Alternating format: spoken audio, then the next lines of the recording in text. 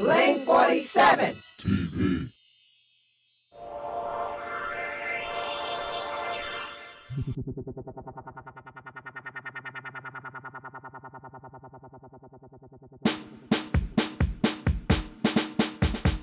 I go by the name of Coultrain. My role in this project was to be a writer and a performer.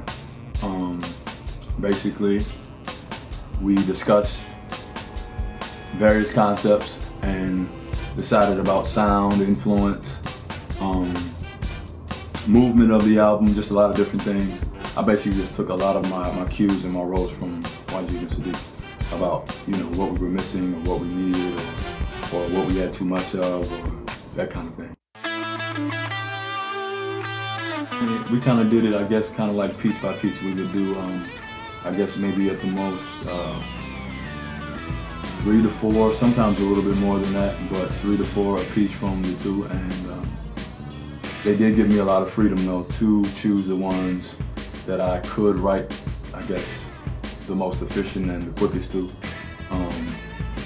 But they did also always kind of impose some kind of, ideal sound or direction.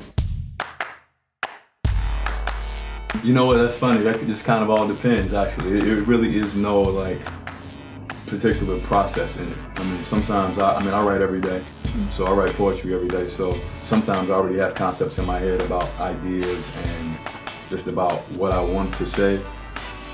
Some of the concepts and some of the songs came from conversations I had with Waajeed and Saadiq, just about different things we were going through and the city we live in, to the amount of women I saw on the subway every day, and just a lot of different things.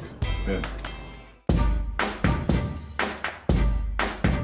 As far as I understood anyway, that the songs would have like a really great live aspect to them. So it would come off well live, and that it would have a lot of energy, and you know what I mean, like have a lot of different movement, a lot of different things going, a lot of different dynamics. We were definitely pointing in that direction from the beginning. Right.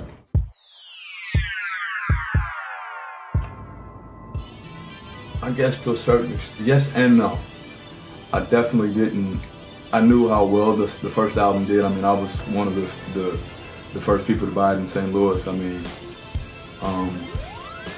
because we only had like 3 copies in all of St. Louis. So I definitely felt a little bit of the pressure because I knew that the people had their favorites from the cast that was on the first album. I knew like the people had their favorites from them, and I respect them. And I like the artists like Tiambe and and Invincible, people like that. I do respect them. I love their work. I did feel some kind of pressure because I did want to live up to it to a certain extent, but at the same time, I really didn't want it to sound like the first album. I definitely wanted to make sure I did what their work, Waajeed Saadiq's work, I wanted to make sure I did it justice. But at the same time, I think I wanted to kind of implement my own sound and my own influences and try to take it definitely in a different direction. And it is in a different direction in its totality. I mean, it's totally different as far as I'm concerned. Yeah. To definitely be open-minded. Okay. To definitely not pigeonhole this group because it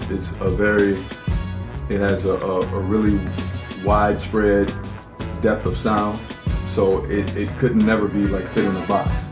And that's the one thing I want people to kind of realize, that it can go from rock to soul to hip hop to pop to jazz to wherever, you know what I mean? And the first record had all those elements in it as well. Right. So, and I'm pretty sure people will kind of understand that, but I mean, it's a little bit, I won't say more extreme this time because I really don't know how everybody else would. I think in different directions it's a little bit more extreme than the first record was. Please support. Don't bootleg, don't download.